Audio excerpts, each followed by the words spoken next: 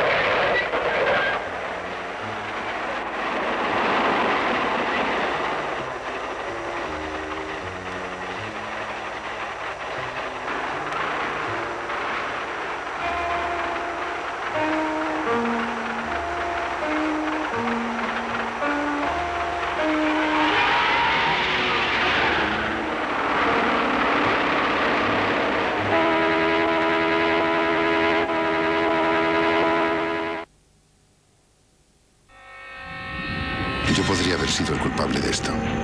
Varias personas podrían haber sufrido un grave accidente si un conductor hubiera cambiado de carril de forma inesperada, al ponerse nervioso, porque yo no tuviera en cuenta sus dudas. Pero he tenido paciencia y no ha ocurrido nada. Si pierdes la calma, alguien puede perder mucho más. Vive y deja vivir.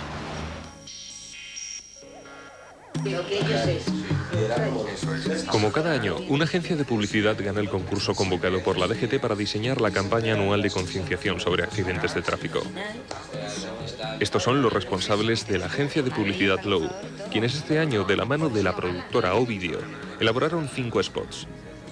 Bajo el lema "Si pierdes la calma, alguien puede perder mucho más", los anuncios reflejaban el accidente que pudo haber sido, y no fue. Para una agencia de publicidad, el concurso que todos los años hace la Dirección General de Tráfico es un poco distinto al de los concursos habituales de la Administración, porque a diferencia de otros, ellos sus objetivos de comunicación pues los tienen extremadamente claros. Parece que cada año identifican un problema de comunicación y lo abordan de una forma muy directa, ¿no? Ellos dicen que hay un colectivo de usuarios de las vías públicas que son menos aptos o menos hábiles o menos rápidos en tomar decisiones en la hora de maniobrar por el tráfico. Una persona mayor se hubiera precipitado por mi insistencia.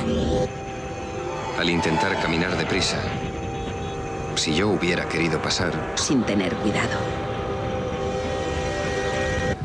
Lo primero que hacemos es diseñar los accidentes, establecer con ellos de común acuerdo exactamente qué elementos deben de participar, en qué localizaciones deben de transcurrir, qué personas deben de intervenir, que es un tema sobre el cual ellos evidentemente pues tienen muchísima más información y datos muy precisos.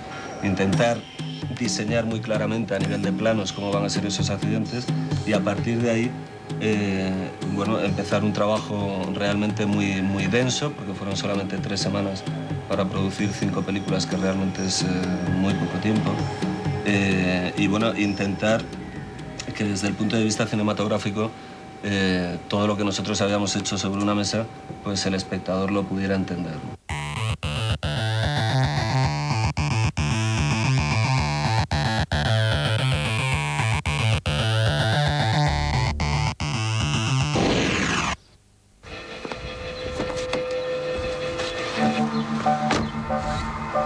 Desde que el automóvil se popularizó como transporte privado en los años 30, 35 millones de personas han muerto en carretera, 1.500 millones han sufrido heridas. En España, solo en 2001 fallecieron 4.129 personas. Aunque es cierto que en los últimos años la siniestralidad española ha bajado, más si tenemos en cuenta que el parque de vehículos aumenta cada año cerca de 1 millón de unidades, lo cierto es que los accidentes de tráfico son una de las principales causas de muerte en toda Europa.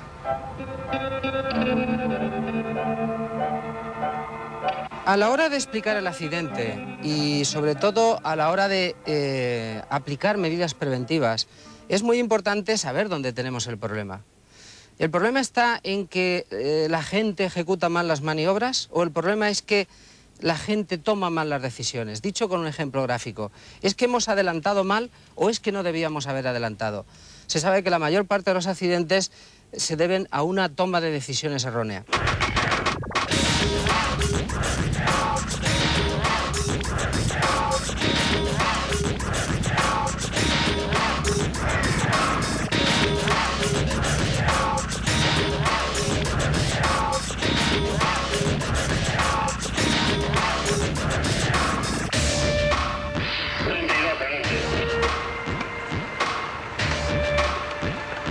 Estos son los miembros del grupo de atestados de la agrupación de la Guardia Civil de Barajas. Su labor consiste en personarse en los accidentes de tráfico que se producen en la zona este de la Comunidad de Madrid. Instruyen diligencias que determinen posibles responsabilidades ante un juez o ante las compañías de seguros. Los que llegan primero al lugar del accidente son los motoristas, que son la punta de lanza de la agrupación. Llegan al lugar, informan sobre lo ocurrido, valoran la situación y si lo creen conveniente avisan al equipo de atestados para que estudie diligencias. Normalmente la versión más verosímil, donde te van a decidir normalmente la verdad, va a ser la primera toma de contacto. Inmediatamente se produce el accidente, la persona que haya tenido un accidente no le da tiempo a valorar en qué grado de responsabilidad se encuentra, ¿no?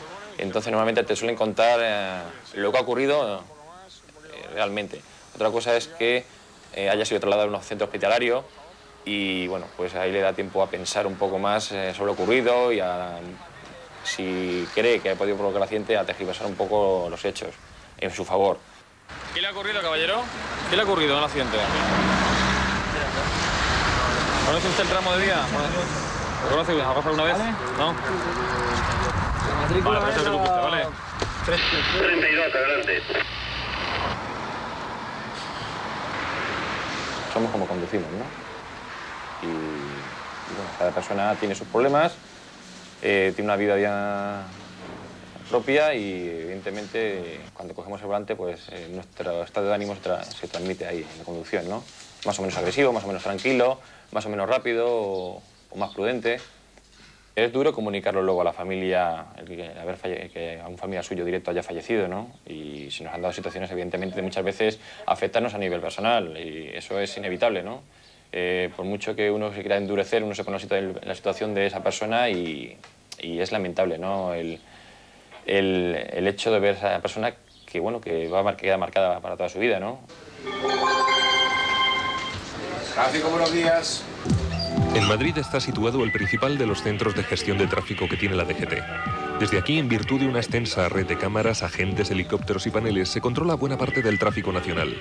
Es un control relativo, ya que la principal variable de seguridad está en la propia concienciación de los conductores. Otra herramienta clave de control ha sido la nueva Ley de Seguridad Vial de enero de 2002, que endurece las sanciones, amplía el abanico de infracciones consideradas muy graves e insiste en el concepto de reeducación de los infractores.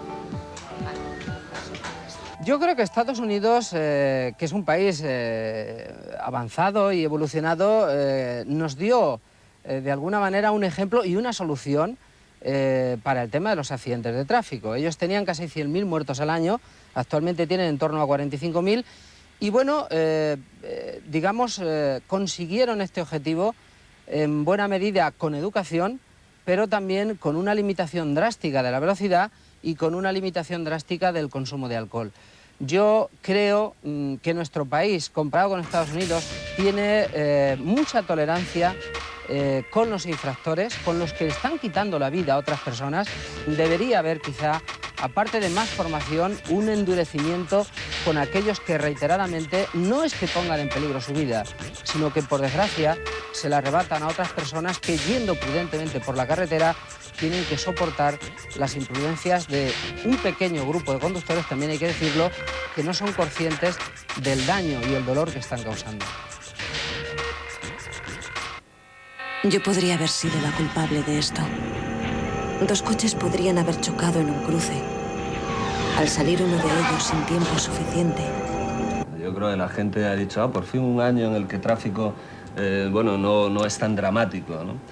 Cuando curiosamente sí que lo somos. O sea, las películas, todas las 5 empiezan con una persona medio muerta o sangrando en el suelo, que bueno, pues es una manera bastante dura de empezar un anuncio, ¿no? Sin embargo, lo que ocurre es que al final, como todo eso está en un supuesto mundo de hipótesis, de sueño, de pensar lo que podría ocurrir si uno no se comporta como un ciudadano educado, pues al final hace que las películas tengan un final feliz. El de al lado es el que lo hace, yo nunca. Es como con las enfermedades. Al de al lado le toca, a mí no me va a tocar nunca. O sea, es esa, en el fondo es ignorancia, y me incluyo yo la primera, de los demás sí pueden generar un accidente, yo no, yo soy estupenda, no. Yo cuando leí los guiones ya empecé a imaginar las películas en marcha atrás, hasta el punto de tener el problema de intentando reconstruir el accidente marcha adelante para que lo entendiera la gente o el mismo cliente de tráfico para que entendiera qué accidente es ese. Pues aquí es el cruce que sale el señor, le repito, fíjate, todavía me cuesta ahora a la hora de contarlo cómo sería marcha adelante el accidente, es curioso. Había momentos de duda diciendo, ¿lo estaré contando bien? O sea, yo sabía que se estaba haciendo bien, pero al verlo marcha adelante... El espectador tiene una cultura cinematográfica enorme sobre accidentes de coches. Es decir, hay montones de películas de cine largo, pues películas policíacas o películas de acción que están repletas de accidentes, ¿no? Entonces, ganar la credibilidad del espectador en ese sentido también era muy importante, ¿no? Porque, insisto, o sea, al final está dentro de un bloque publicitario y a nivel cinematográfico tiene que tener un impacto y tiene que tener una narrativa cinematográfica muy especial.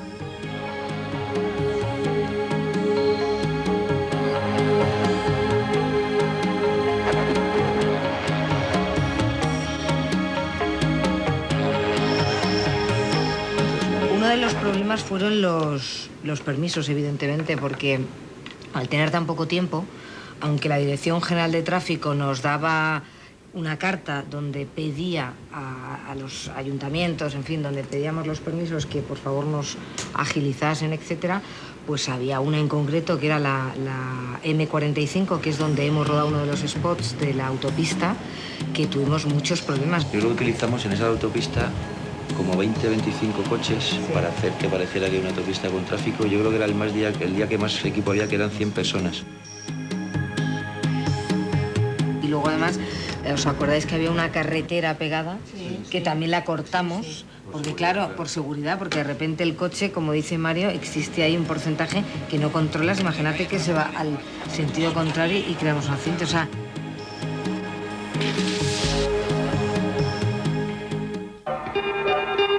El deseo con toda campaña de tráfico sería que esta concienciara sobre todo a las personas de edades comprendidas entre los 18 y los 35 años, que son los que tienen un mayor riesgo de tener un accidente en carretera. De hecho, representan el 40% de los fallecidos al volante. De ellos, el 80% son varones. Juan Antonio tuvo un accidente de moto hace 7 años que le provocó una lesión en la médula espinal. Pese a ello, no ha renunciado a conducir. De hecho, en su doble condición de conductor y de víctima de accidente, colabora con la asociación AESLEME, dando charlas de concienciación en colegios e institutos. El lema que preside sus conferencias es: «Te puede pasar».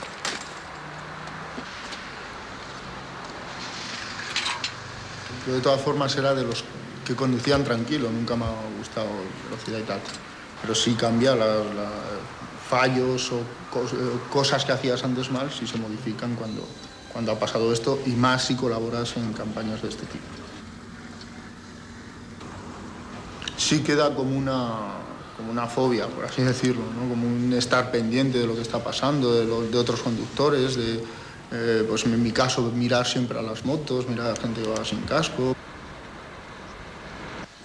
Respecto si nosotros podemos cambiar la manera de conducir de una persona que lleva 20 años al volante, yo creo que es dificilísimo, dificilísimo. Yo creo que el problema de las barbaridades o de las imprudencias que se hacen al volante es una cuestión de educación.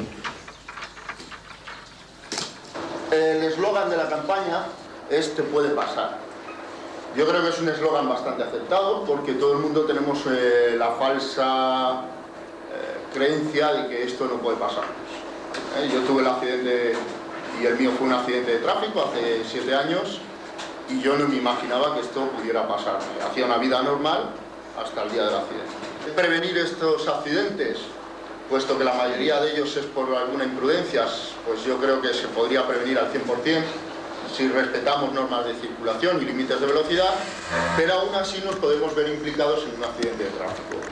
¿Qué podemos hacer para que estas lesiones no se produzcan? Pues vamos a empezar por el ejemplo de los coches, pues es utilizar todos los dispositivos y medidas de seguridad, pues para que en caso de tener ese accidente las lesiones nunca se produzcan. En los coches todos conocemos los dispositivos de seguridad, ¿verdad? ¿Cuáles son? Cinturón, ¿algo más? Reposacabezas. ¿Pero sabemos utilizarlos bien? ¿Los sujetos saben realmente a qué distancia nos hemos de poner del airbag para que no suframos lesiones? Las personas saben que si ponen aquí en el respaldo del coche, en el asiento, unas bolitas, como llevan muchos conductores, se produce un efecto submarino por debajo del cinturón y uno se estrella contra los pedales. Las personas saben que cuando hay una temperatura alta en un vehículo aumenta el tiempo de reacción. Si tiene que suceder el accidente, ¿cómo se puede aumentar la seguridad de sus ocupantes? Este es el objetivo de los estudios que efectúa Euroncap, un consorcio que realiza los denominados crash test.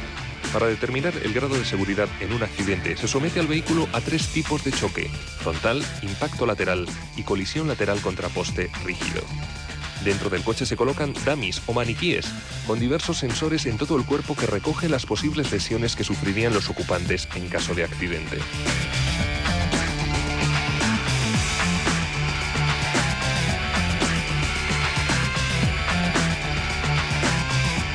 El tipo de lesiones, incluso la gravedad de las lesiones, ha evolucionado y ha cambiado mucho con el tiempo, fundamentalmente debido a 2 elementos de los vehículos. En primer lugar, a la propia deformación del vehículo. Cada vez el vehículo ha ido siendo en sus materiales más absorbentes, y en segundo lugar, debido a los sistemas de seguridad.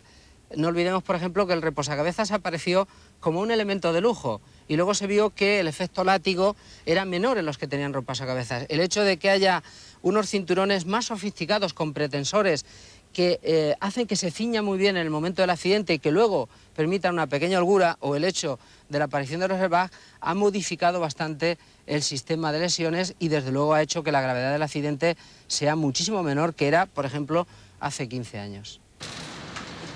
En el Instituto de Investigación del Automóvil, INSIA, se realizan también distintas pruebas con dummies o maniquíes de última generación.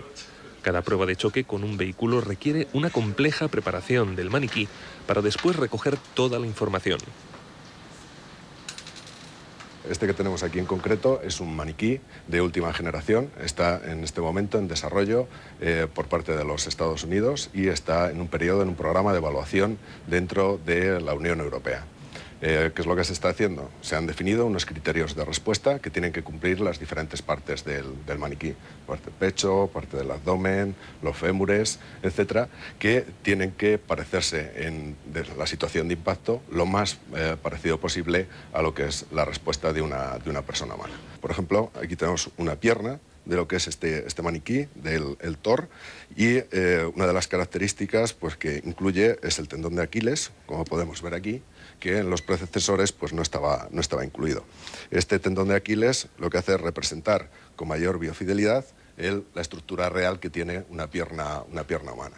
De tal manera que las cargas que están apareciendo en la parte inferior de la tibia, el elemento es la tibia, se ven afectadas por el esfuerzo que se está transmitiendo a través del tendón de Aquiles.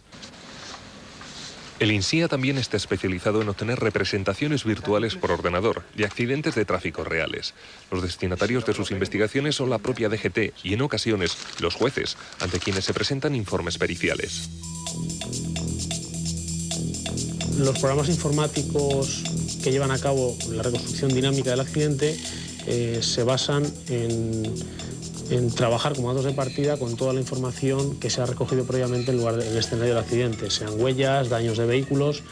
Ese programa no es un simple programa de visualización de la información, sino que lo que es un programa que lleva internamente pues, un procesamiento, un cálculo matemático para, a partir de esa información que se le ha incorporado y desde los puntos de los que se quiere iniciar, digamos, el movimiento de los vehículos, pues simular el movimiento de esos vehículos matemáticamente.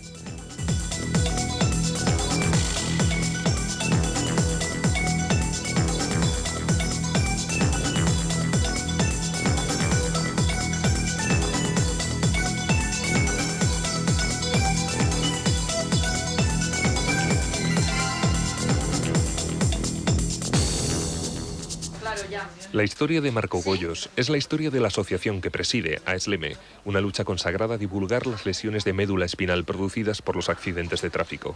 Ella, que fue víctima de uno de estos accidentes, siempre estuvo convencida de la necesidad de explicar las consecuencias de un accidente, por duras que éstas sean, en las campañas de tráfico. Nosotros siempre le dijimos eso a la DGT, nosotros tenemos unas relaciones con ellos de trabajo y de mutuo desde hace mucho tiempo y muy buena relación, ¿no? Si tú haces una campaña, ¿os acordáis de las de antes? Pues que a lo mejor salía una ardillita, por favor, no beba. Eran una monada de campañas, pero realmente eran demasiado light, ¿no? Y lo cierto es que los accidentes iban cada vez más cada año, ¿no? Después de esas campañas vistes que hubo un descenso. La gente decía que se intentaba bajar los accidentes a través del miedo y que queríamos meter miedo a la gente. Yo creo que no es eso, lo que pasa es que la gente tiene que saber qué hay después de un accidente, ¿no? Íbamos. ¿Muy deprisa? Sí, pero mi padre conduce muy bien, se debió distraer. ¿No llevaba cinturón? Yo no, porque iba detrás y claro, al chocar me fui contra el asiento de adelante y con el golpe Dios, he matado a mi madre. Tranquilo. ¡Papá! ¡Papá! ¿Cómo estás?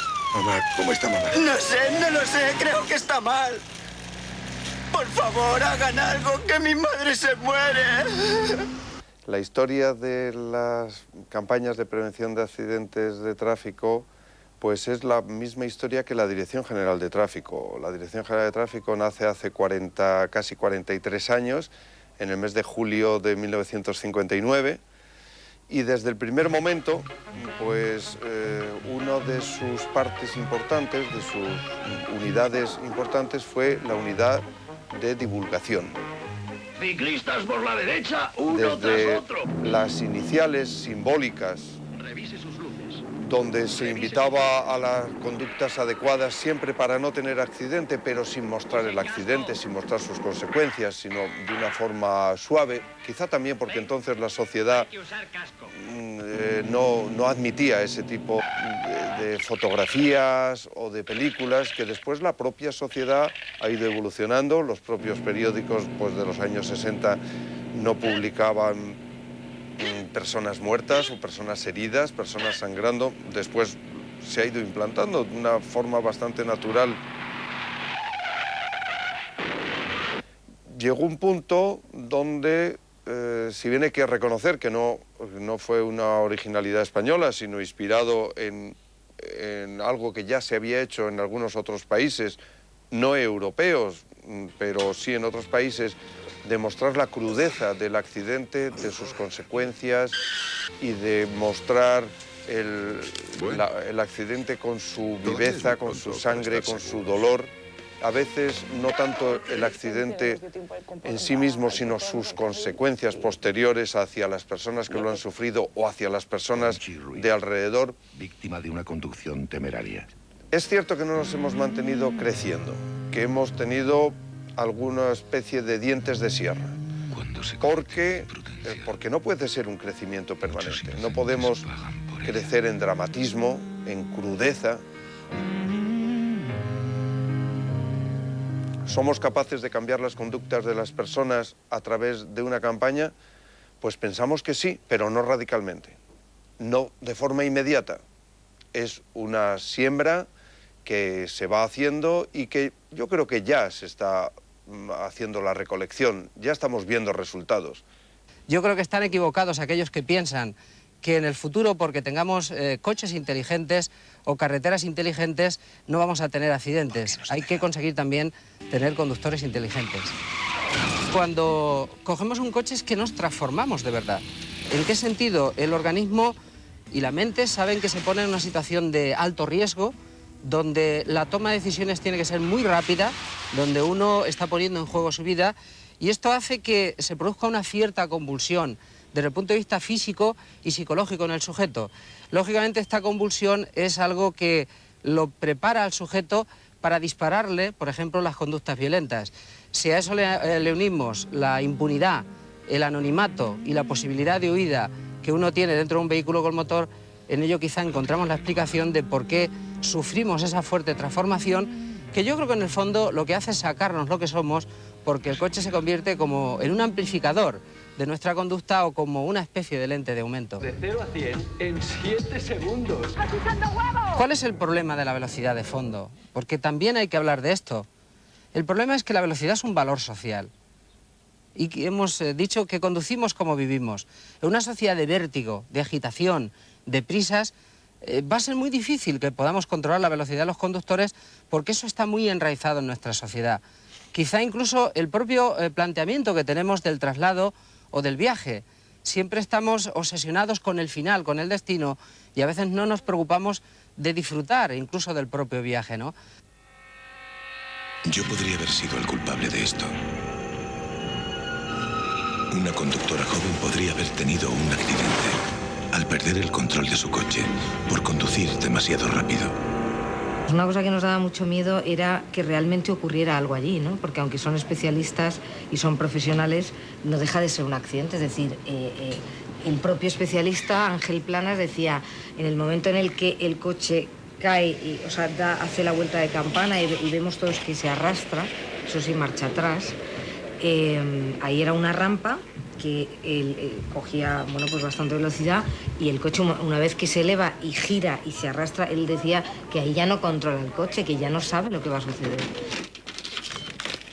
Que los especialistas en el choque nos contaban que el cerebro se les llega a desplazar, la masa cerebral, y necesitan, después del accidente, tener un periodo de unos 30 segundos o 2 minutos de quedarse Colocación cerebral. Esperando un poco a que todo vuelva a colocarse en su sitio. Una vez que se generaba el accidente, no salía del coche hasta que solamente una persona se acercaba a preguntarle, y pasaban unos minutos y entonces ya hacía con su dedo pulgar así, entonces ya todo, pero era un silencio tremendo. O sea, realmente lo pasabas mal, ¿no? Porque decías, sí, solo falta que ocurra de verdad algo, sí, aunque... Lo pasas mal, y eso que es cine y es mentira, ¿no? Efectivamente, Pero claro. ser testigo de un accidente que efectivamente se produce de verdad, porque un coche se estrella con otro, claro, cuando además sabes que va a ocurrir, ¿no? Si un coche a 90 km por hora, el cruce, que se pasa un poquito de velocidad, va protegido de tal manera para que a un señor que va dentro no le pase nada, ¿por qué no se hacen los coches así? O sea, ¿por qué todos los fabricantes no tienen la obligación de hacer así los coches? Porque tiramos por el barranco. O sea, el habitáculo no se había deformado nada, ¿no? O sea, puede ser como una campaña de concienciación de todo el mundo, incluso de los fabricantes de coches, que imagino que serían más baratos, o sea, que serán más baratos si no van construidos, pero que sea un extra. ¿Lo quiere usted para que a 100 km por hora no le pase nada? Algunos fabricantes, aunque de alta gama, sí tratan de obtener coches donde la seguridad en sí es un valor esencial. Por ejemplo, el nuevo Mercedes SL posee airbags inteligentes que se inflan en mayor o menor medida según la gravedad del accidente. Su sistema de frenado exclusivo incrementa igualmente la seguridad en situaciones críticas. En el caso de la nueva Serie 7 de BMW, es otro perfecto ejemplo de la última tecnología aplicada a la máxima estabilidad. Posee un chasis activo, el Dynamic Drive, un sistema capaz de absorber cualquier irregularidad de la calzada y que consigue reducir o compensar la inclinación del coche en las curvas, hasta en un 80%. La casa Volvo ha dado un paso más al diseñar el prototipo coche concepto de seguridad que incorpora mecanismos de seguridad activa hasta ahora solo imaginables en la ciencia ficción. Por ejemplo, un completo entramado de cámaras alrededor de todo el vehículo que ofrecen una completa visión de 360 grados. También un especial diseño de los pilares que evitan los ángulos muertos de visión. Sensores que detectan las franjas central y laterales del pavimento. Luces adaptativas a la sinuosidad o a las condiciones de la carretera. y además un sofisticado sistema de visión nocturna. No obstante, la seguridad no lo es todo. Los expertos en accidentes advierten que mejorar la seguridad de un coche, incluso mejorar el estado de las carreteras, puede provocar en algunos conductores una peligrosa paradoja. La teoría del riesgo constante, que demuestra claramente que en la medida en que se mejora el vehículo que uno lleva y se mejora incluso la carretera, hay conductores que lo compensan adoptando un mayor nivel de riesgo. Lógicamente esto es muy grave, porque si se mejora una carretera no es para que aumente también el riesgo. Este es el problema. Pero el ser humano es tremendamente adaptativo en el vehículo. En la medida en que sienta más seguridad, tiene tendencia a tener mayores conductas de riesgo. De hecho, este hecho, valga la redundancia, queda claramente demostrado cuando investigamos los accidentes. La mayor parte de los que se producen en las carreteras no son en las curvas. Este es un mito con el que hay que acabar. Suelen ser en las grandes rectas y cuando el conductor va solo. Es lo que los americanos llaman el accidente solitario. La gran pregunta es, todos queremos seguridad, sin duda. La seguridad requiere algunos sacrificios.